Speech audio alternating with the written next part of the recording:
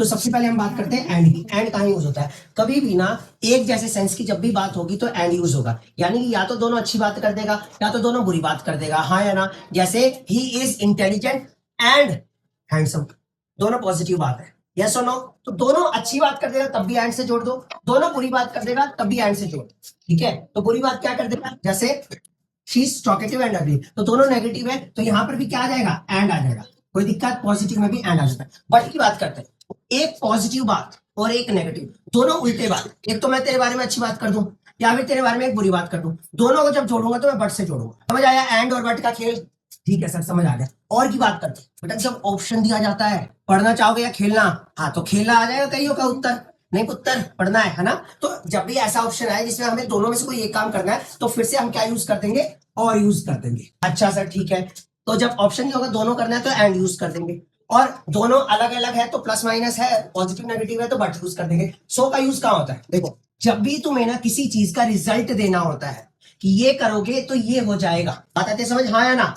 He wanted to score good marks so he worked hard, अच्छे अंक प्राप्त करना चाहता था इसलिए तो उसने क्या किया? ज्यादा मेहनत की, ठीक है। बिकॉज और एक और वर्ड होता है सिंस, ठीक है। तो इन दोनों का यूज कहां होता है? जब भी मुझे किसी भी चीज का ना रीजन देना हो, कारण देना हो, क्या देना हो? कारण, तो वहां पे मैं बिकॉज यूज करता हूँ। सबसे ज्यादा आंसर में यूज करते होगे, हाँ या ना। He wanted to go there because he wanted to meet his grandmother, देकर के सेंटेंस बना देते हैं। इसकी हिंदी होती है क्योंकि और रीजन देते हैं। सो में देते हैं रिजल्ट, ठीक है सर। इफ मतलब अगर मगर से, अब तुमने कहा मम्मी टेट्स खरीद दो, मम्मी कैरम बोर्ड खरीद दो, मम्मी मुझे कराटे क्लास ज्वाइन करनी। अब मम्मी तुम्हारे सामने एक शर्त रख दी, ठीक है बेटा कर ले जाओ, लेकिन तुझे क्या करना है? अगर तू फर्स्ट आ गया क्लास में, अगर तू 90% से ऊपर मार्क्स ले आई तो तुझे हम स्किल्स दिला देंगे, ये काम करवा देंगे। जब भी कंडीशन रख देते हैं तो वहां पे इफ आता है, यानी कंडीशन शर्त में इफ आता है। इधर क्या होता है? दोनों में से एक, either of the two students has broken class, दोनों में से किसी एक बच्चे ने क्लास तोड़ा है।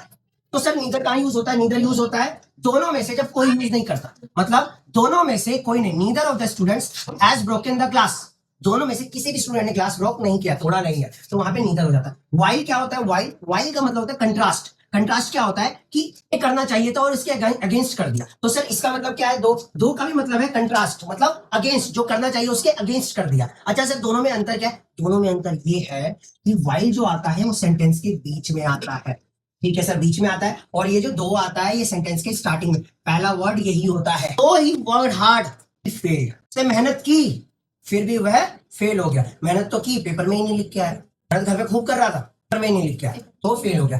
टिल और अनटिल जो ये समय के लिए यूज होते हैं,